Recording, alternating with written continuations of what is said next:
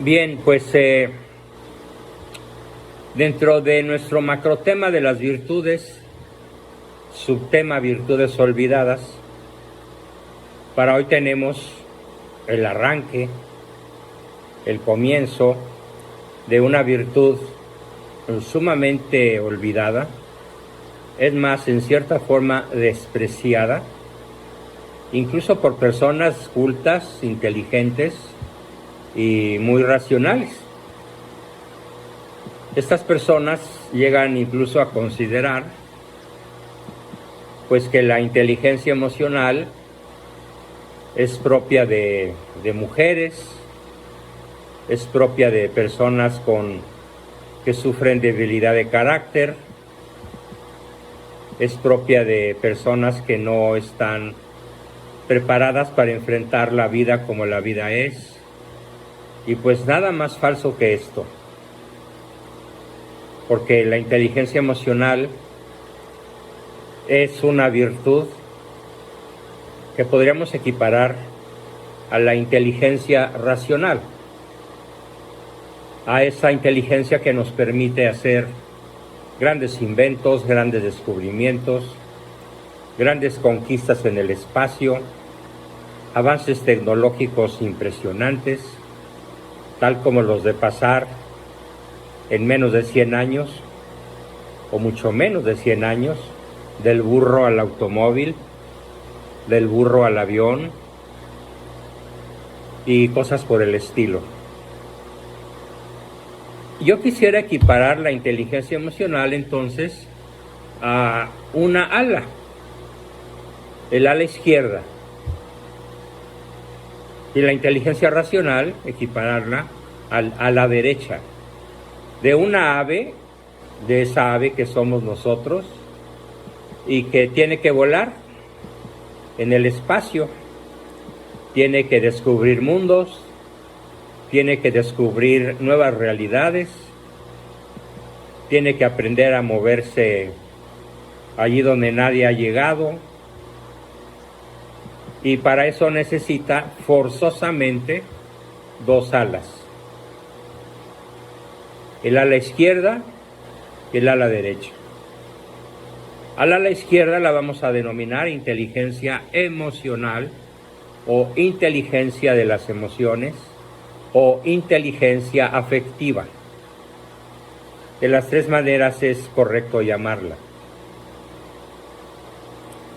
Y al ala derecha la vamos a llamar inteligencia racional, de la cual no nos hemos ocupado a lo largo de todo el curso, pero llegará el momento en el cual nos ocupemos, porque hay que saber desarrollarla. No es que la tengamos y ya, sino que hay que saber, hay que conocer métodos, procedimientos, herramientas, instrumentos para ser más inteligentes de lo que ya somos. Del mismo modo, así como la inteligencia racional se puede desarrollar, y curiosamente hay quien se queda tonto, pudiendo llegar a ser incluso genio. Y se queda tonto porque sus padres no le brindaron las herramientas necesarias para llegar a ser aquello que potencialmente ya es decir, un sujeto de inteligencia superior. Lo mismo va a ocurrir entonces con la inteligencia emocional.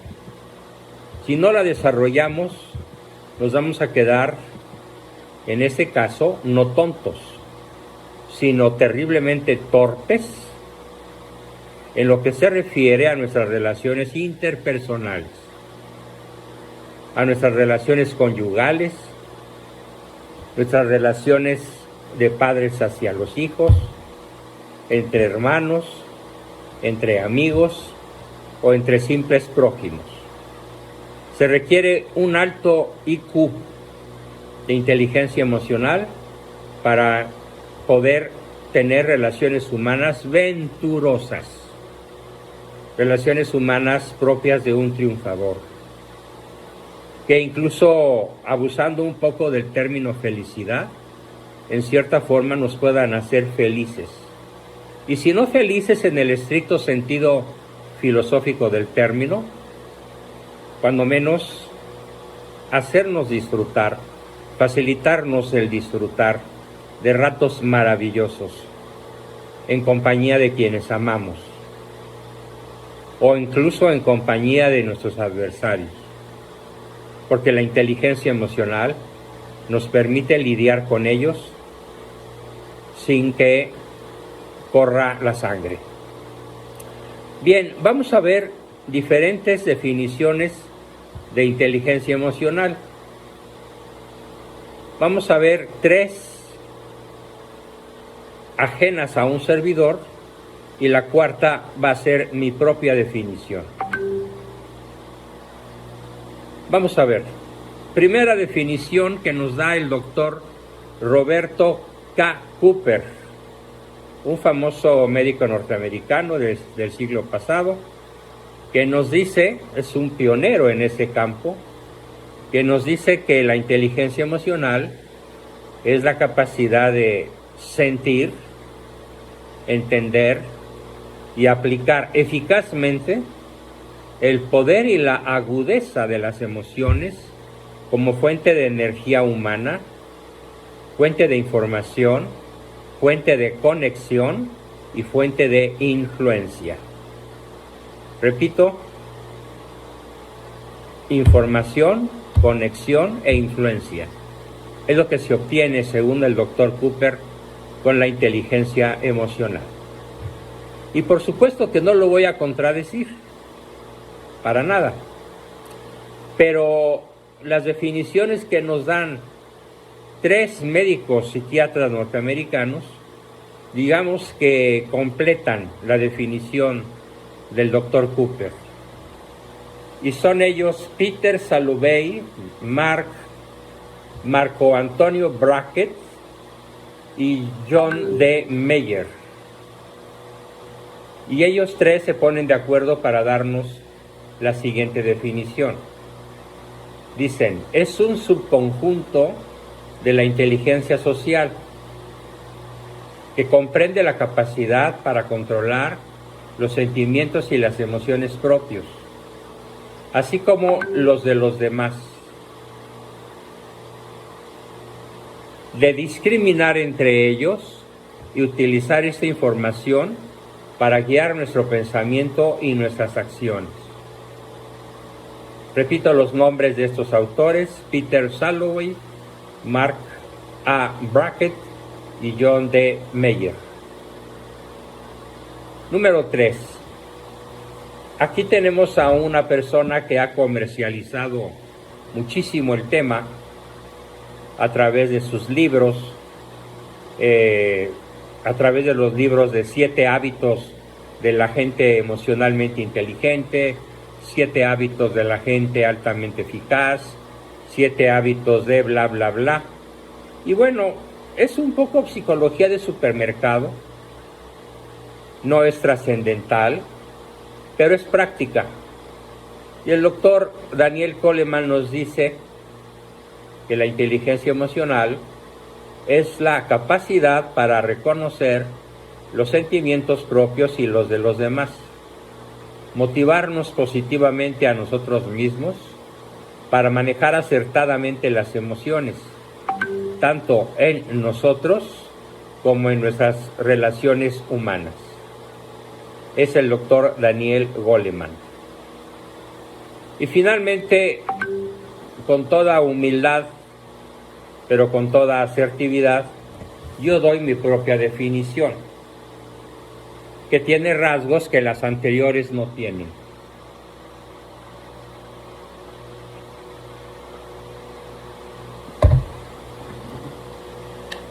Vamos a ver entonces cómo defino yo inteligencia emocional.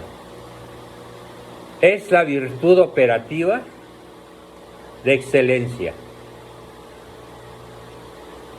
que nos permite vivir dentro del amor como una realidad tangible, sensorial, cardíaca y visceral, que dicho de modo poético, nos permite tocar los dinteles de la gloria. Porque Dios es amor, y a la inteligencia emocional, y la inteligencia emocional es amor práctico, real, aterrizado, aquí y ahora. No es una promesa, sino una forma verdadera de vivir y de tomar decisiones benevolentes, de modo habitual. Definición de su servidor, Juan Bosco Abascal Carranza. No por nada, pero la mía es la más completa, y es sobre la cual vamos a trabajar. Lo que pasa es que los autores mencionados nunca fueron educados en filosofía. Estudiaron psicología, pero nada más, y psiquiatría, y neurología, y sociología. Pero desgraciadamente ningún médico norteamericano de renombre ha estudiado filosofía. Por lo tanto, no nos pueden aportar el concepto de virtud, y mucho menos el que yo aporto. Es la virtud operativa de excelencia que nos permite vivir dentro del amor como una realidad tangible, sensorial, cardíaca y visceral, que dicho de modo poético, nos permite tocar los dinteles de la gloria. Todas estas definiciones inciden de una o de otra forma en los mismos aspectos. Siguiendo a los cuatro autores, a los autores mencionados, incluyéndome, las áreas de competencia de la inteligencia emocional serían las siguientes. Primero, el conocimiento de las propias emociones. Entendido esto como la capacidad de reconocer los sentimientos cuando estos aparecen.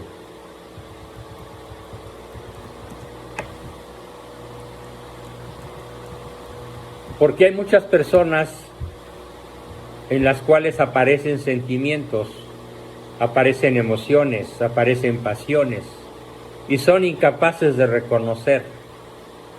Sí estoy enojado, sí estoy triste, sí me siento frustrado, sí yo necesito y deseo ese bien, y lo veo perdido, pero lucharé por él. Sí, reconozco que lo que deseo es inalcanzable. Ahí tienen 5 ejemplos de cómo podríamos reconocer nuestras propias emociones cuando éstas aparecen. Esta área de competencia, el conocimiento de las propias emociones, implica una introspección o una introvisión psicológica eficaz para comprenderse a uno mismo. No se trata solamente de mirarse dentro, sino de reconocer los sentimientos reales a los que debemos atender para mantener nuestro bienestar. Esa es la primera área de competencia. Resumidísima, el conocimiento de nuestras propias emociones. Número 2. Ya no es un conocimiento. La número 2 es ahora una capacidad. Y la definimos como la capacidad de gestionar las propias emociones y de adecuar su expresión al momento. Adecuarlas al otro, al prójimo y al contexto. Son 3 cosas en la gestión de las emociones: adecuación al momento, adecuación al prójimo y adecuación al contexto. Si no se sabe adecuar las emociones en esos 3 ámbitos, se puede decir que somos ignorantes, que somos torpísimos en cuanto a la inteligencia emocional. La número 3. La número 3 es otra capacidad, la capacidad de motivarse positivamente. a uno mismo, lo que implica fundamentalmente subordinarse a uno mismo para la consecución de unos objetivos y unos logros de orden superior al orden meramente racional. Tiene que ver con la capacidad de demorar la gratificación y, ojo, sofocar la propia impulsividad. De la capacidad número 3, resalto esta. Es la capacidad para demorar la propia gratificación. Cosa que, por ejemplo, los niños de todas las edades, hay niños de 60 años, no saben posponer la gratificación de sus emociones. Entonces podemos decir que una persona es tan inteligente emocionalmente como lo es capaz de posponer la gratificación de sus deseos y de poder sofocar su propia impulsividad. Esto es fundamental. La número 4 es el reconocimiento de emociones ajenas. ¿Cómo se siente el otro? Implica básicamente una aptitud empática y una excepcional capacidad de escuchar, de comprender, de colocarse en los zapatos del otro. Y la número 5 se refiere a la gestión de las relaciones, las cuales implican saber relacionarnos con las emociones ajenas y comprender nuestro impacto en otros. Lo hice enojar, generé en él sentimiento de tristeza, lo desconcerté, lo alenté, lo hizo sentir mejor de cómo estaba después de que se fue de mi lado, que es el máximo concepto de empatía. Lo dejé desorientado, desconcertado, deprimido.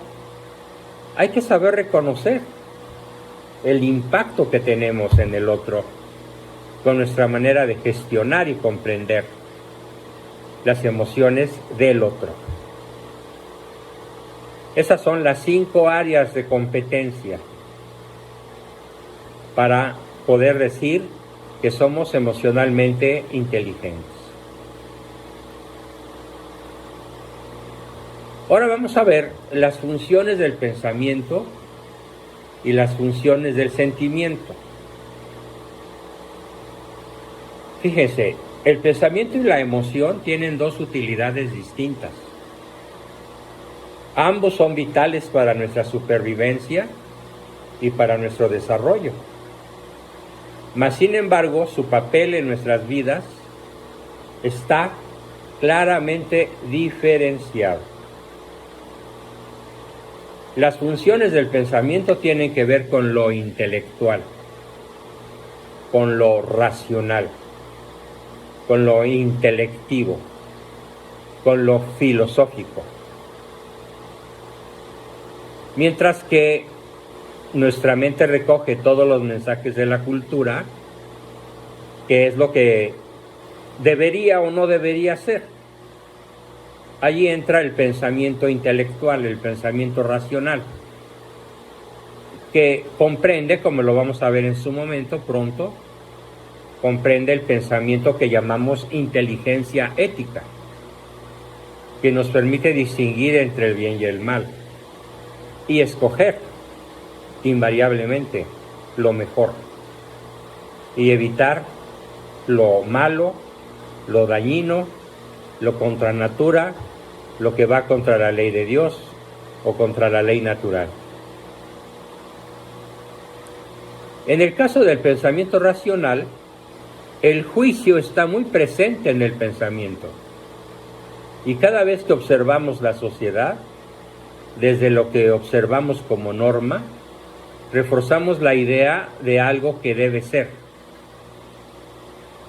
Y estamos agradecidos puesto que las funciones intelectuales superiores nos permiten transformar el mundo pensar de forma abstracta, resolver grandes problemas o pequeños, construir aviones, naves espaciales, edificios, computadoras, etc. Por lo tanto, las funciones del pensamiento son 4.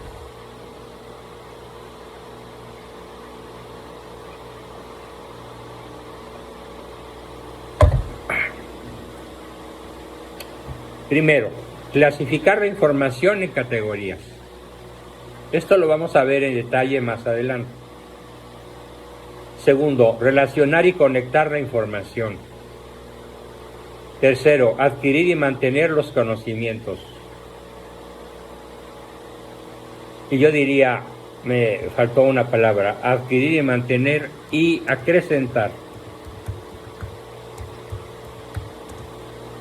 los conocimientos.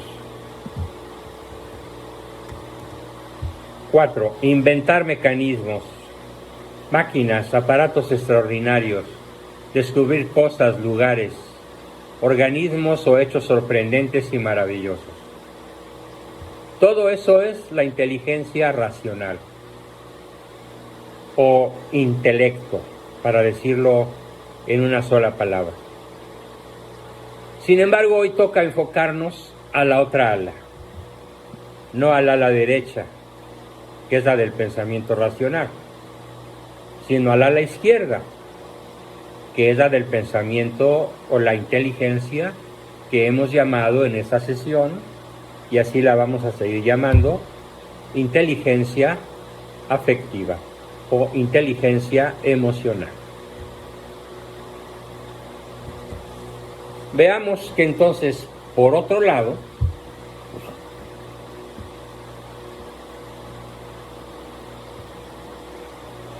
las funciones del sentimiento tienen que ver con lo que nos hace felices o infelices a cada uno de nosotros, ya que nos permite percibir cómo la realidad impacta en nosotros a medida que nos relacionamos con ella. Las funciones del sentimiento son varias y las vamos a explicar.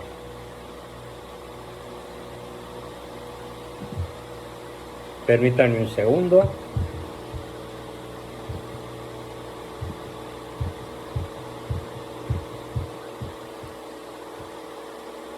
Las funciones del sentimiento son básicamente 3.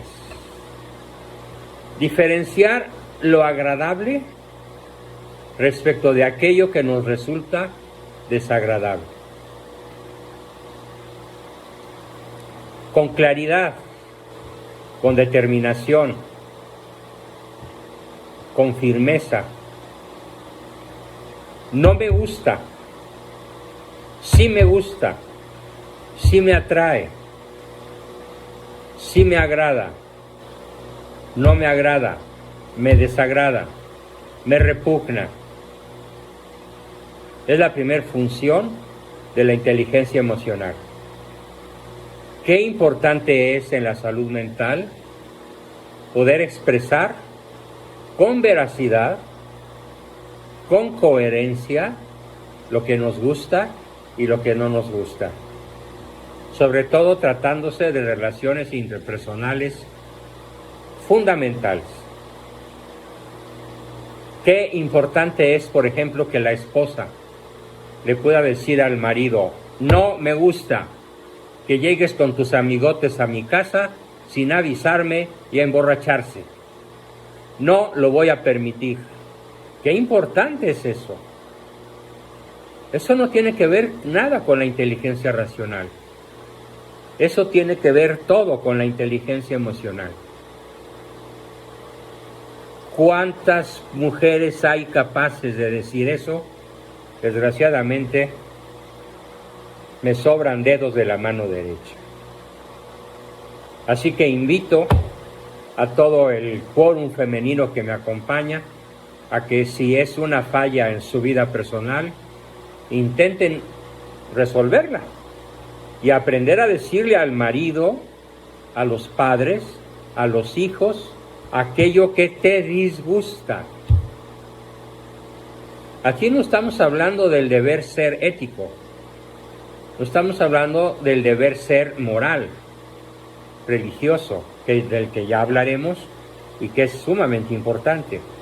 Estamos hablando de si algo te gusta o no te gusta. Y tienes derecho, en inteligencia emocional, tienes derecho a expresar tus gustos y tus disgustos, tus rechazos, tus repugnancias, tus placeres y tus displaceres. Expresarlo con contundencia, con claridad, con asertividad, es parte de tu salud mental. Y me refiero más a las mujeres que a los varones, porque a los varones, por alguna razón sociocultural, se nos da con mayor facilidad expresar esto. Y a las mujeres se les da cierta dificultad para hacerlo, como que fueron educadas en lo que usted diga. Y en un momento dado podría ser una virtud, pero si es un agachamiento, si es una renuncia a las propias emociones, no es una virtud, es una automutilación. Segunda característica, para vivir dentro de la inteligencia emocional y aprovecharse de sus funciones, se trata de vivir la experiencia, integrando en ella nuestras sensaciones. Las sensaciones son físicas. Y también integrando la información que viene del cuerpo. Por ejemplo, un escalofrío. Por ejemplo, un movimiento de asco. Por ejemplo, un movimiento de alegría. Por ejemplo, un movimiento de eso que en medicina cardiovascular se llama la muerte por emoción máxima súbita, que es un síndrome cardiovascular que mata a la persona cuando tiene una inmensa alegría. Y como no la supo poner en palabras, le causa una contracción, le causa un trastorno en el músculo cardíaco y literalmente se muere de felicidad por no haberla sabido expresar. De hecho, tiene el síndrome del corazón feliz, así lo llaman los cardiólogos. Y hace poco que lo supe, me quedé ultra sorprendido. Yo no sabía que esto existía. Así que hay que vivir la experiencia, integrando en ella nuestras sensaciones y toda la información que viene del cuerpo. Como cuando uno le dice a su esposa o a su marido, lo que me dices me causa taquicardia, lo que me dices me causa contracción del cuello, lo que me dices me frunce la panza, lo que me dices me ocasiona una inmensa alegría, lo que me dices me desconcierta. Saberlo expresar es parte de la inteligencia emocional. Y número 3, la inteligencia emocional es la base de nuestra intuición con relación a nosotros mismos y a los demás. Nuestra intuición, y nos permite comunicarnos más allá de lo puramente racional. La comunicación más allá de lo racional, que es la comunicación emotiva, afectiva, nos hace más humanos, nos hace más completos, nos hace más saludables, no solo emocionalmente, sino incluso físicamente. Vale la pena echar una ojeada a la historia de la inteligencia emocional. El primero que utilizó este término fue un psicólogo muy famoso, también norteamericano, Enrique Thorndike, que utilizó el término inteligencia social, refiriéndose a la habilidad para comprender y dirigir a los hombres y mujeres y actuar sabiamente en las relaciones humanas. Esto tiene prácticamente 103 años de haberse descubierto, de haberse formulado.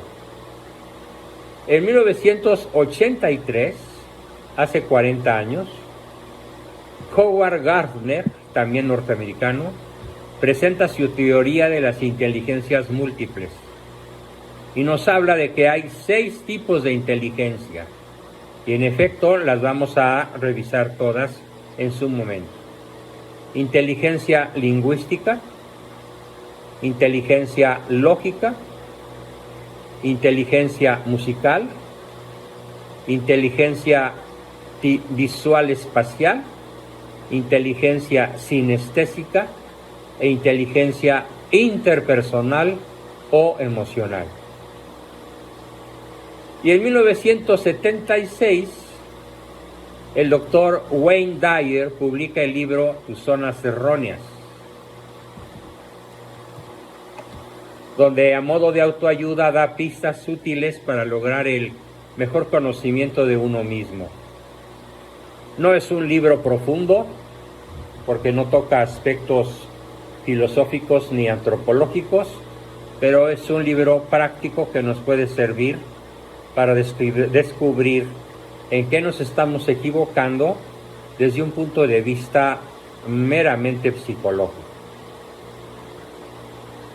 En 1990 apenas, los psicólogos Peter Salovey y Jan Mayer comienzan a utilizar el término inteligencia emocional. O sea, este término tiene apenas 33 años de estarse utilizando. Y en 1995 Daniel Goleman publica su libro Inteligencia Emocional, que es el libro más vendido sobre el tema hasta la fecha y que impulsa el conocimiento de este tema. ¿Lo recomiendo? Sí, sí lo recomiendo. Y pero luego lo vuelvo a escuchar. A ver, voy a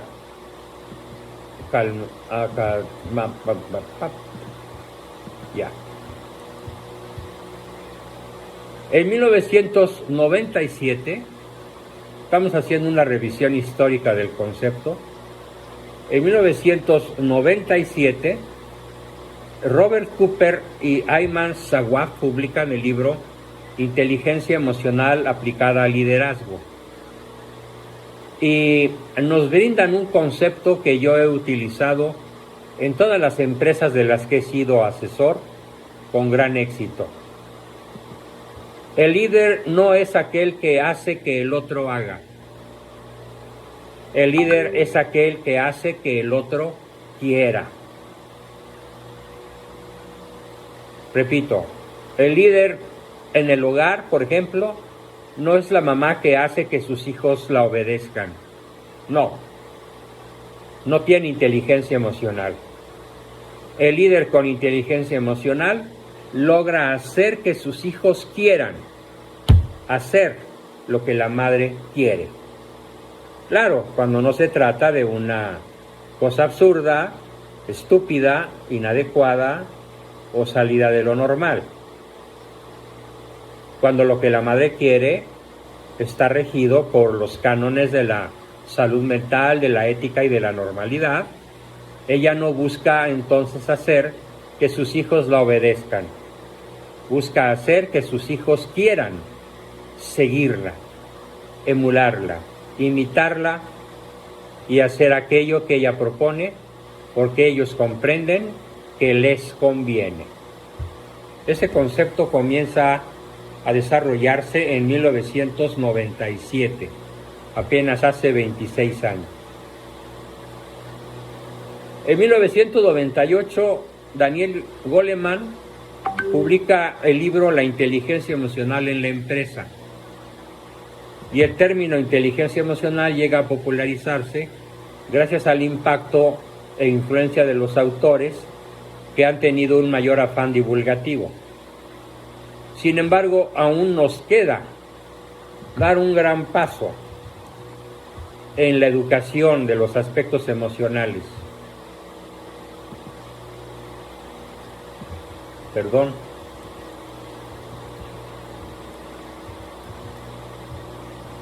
sobre todo de los padres excesivamente racionales y que además han tenido un éxito notable en sus carreras profesionales. Sí, porque dicen, es que si yo triunfé como me educaron, que no me vengan estos escuincles con que quieren ternuritas. Pues fíjate que sí. Tus hijos requieren ternuritas, aunque aparentemente tú no las hayas necesitado. Tendríamos que revisar cómo anda tu páncreas, cómo anda tu aparato reproductor, ¿sí? Cómo andan tus riñones, tu corazón, para saber qué costo tuviste que pagar, porque no fuiste educado con inteligencia emocional.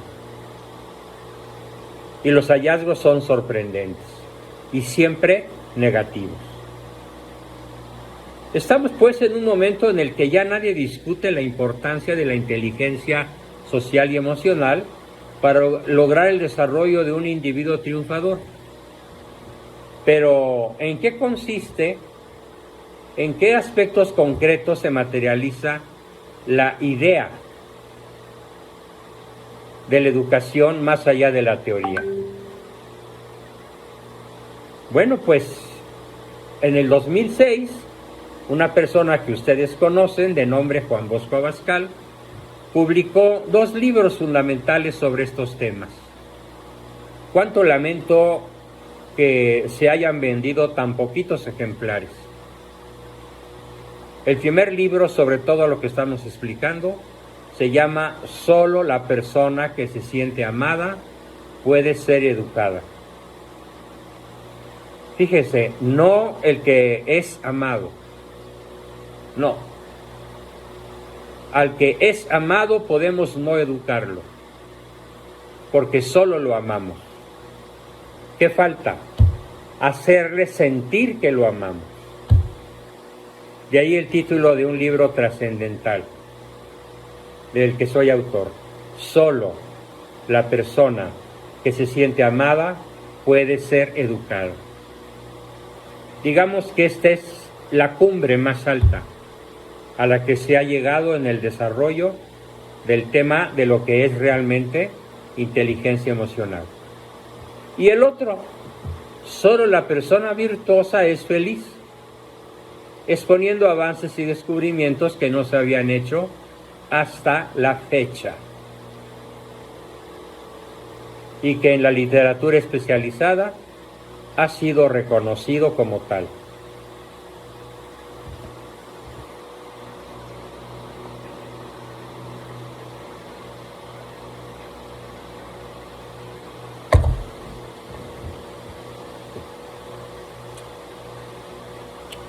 ¿Qué tipo de trabajadores buscan hoy en día las organizaciones?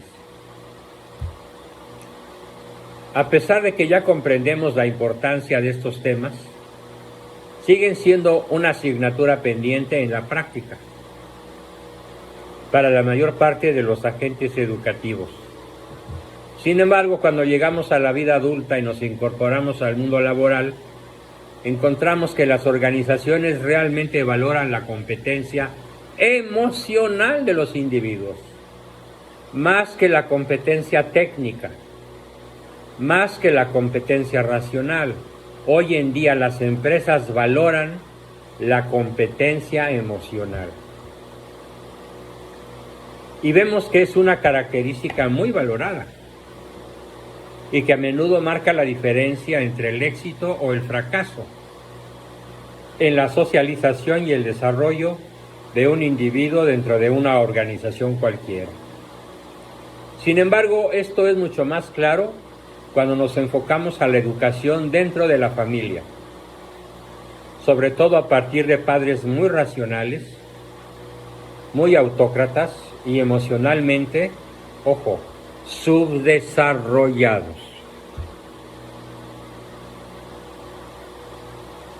La inteligencia emocional nos convierte en personas más adaptadas a los entornos, con relaciones de mayor calidad, más creativas para construir la vida que deseamos y alcanzar nuestros objetivos. vamos a ver que la persona emocionalmente inteligente tiene 7 rasgos.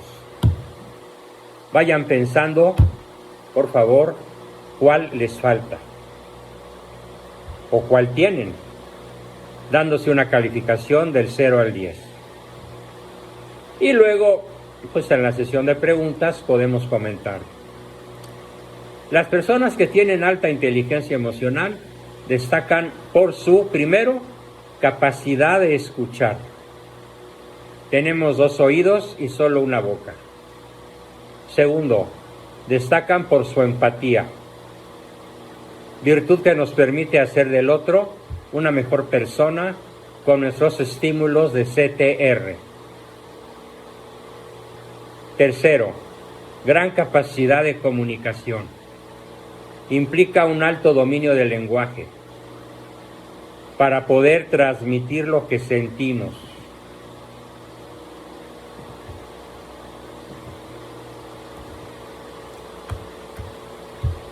Y conocer y apreciar lo que el otro siente.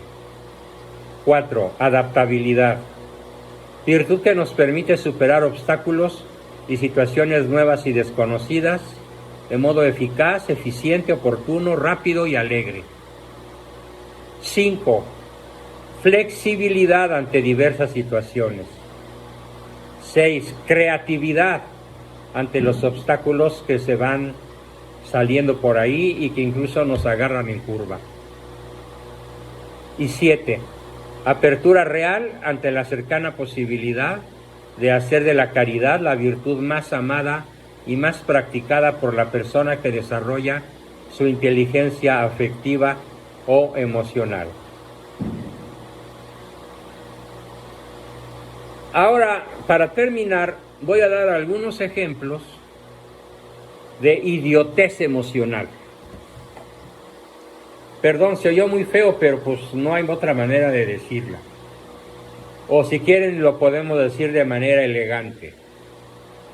Oligofrenia emocional. ¿Qué dice un oligofrénico? Es decir, un idiota emocional. Le dice a su hijo, todo va a estar bien, no te preocupes. Le dice, ya pasó, déjalo ir. Le dice, ay hijo, hay muchas mujeres o muchos hombres a su hija. Hay muchas, no te azotes por esa, no vale la pena. O bien, no seas vieja, no chilles. Peor, los hombres no lloran. Aguántate. Peor todavía, no te rajes, hombre. Sé hombre, no te rajes. Otra, esas lágrimas demuestran que eres un rajón, un poco hombre.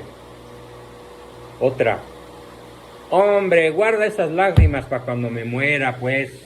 Esa vieja no vale la pena.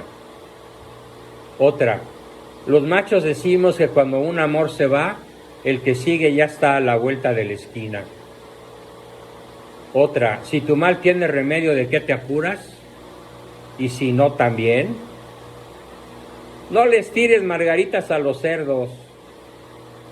Eres mucha pieza. Aguántate, que eso es lo que a esta vida venimos a hacer. Y el consejo de sacerdotes ignorantes, que ante graves cuadros de personalidad psicopática, le dicen a la víctima, tenle paciencia, ya verás que con los años va a cambiar. Bueno, queridos amigos, pues esta fue mi exposición del día de hoy, así que a continuación estamos dispuestos para sus preguntas, comentarios, aportaciones y todo lo que nos quieran decir. Adelante, por favor.